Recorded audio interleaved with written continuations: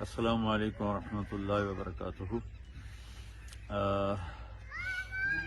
سارے اپنے بہن بھائی بچے بچیاں بلکہ پورے عالم اسلام اور عالم دنیا کے لیے اللہ کی طرف سے ایک آزمائش آئی ہوئی ہے جو عالمی وبا کی شکل اختیار کر چکی ہے، جو اپنی زندگی میں تو ہم نے نہیں دیکھی آج تک۔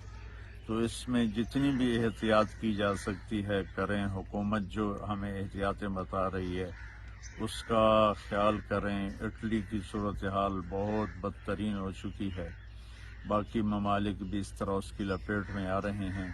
تو توکل کا مطلب غلط نہ سمجھا جائے۔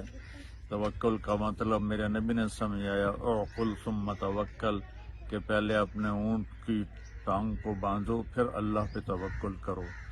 تو اگر مسافہ کرنے سے یہ بڑھ رہی ہے، مسافے سے بچیں۔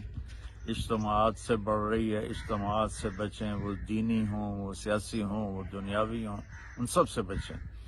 اور ایسے ہی مسجد میں باجماعت نماز سے اگر یہ تکلیف پھیلتی ہے تو اپنے گھروں میں نماز پڑھیں۔ میرے نبی نے بارش کے وقت کہہ دیا تھا بلال رضی اللہ عنہ سے، صلو فی رحالکم، کہ اعلان کرو کہ اپنے اپنے گھروں میں نماز پڑھیں۔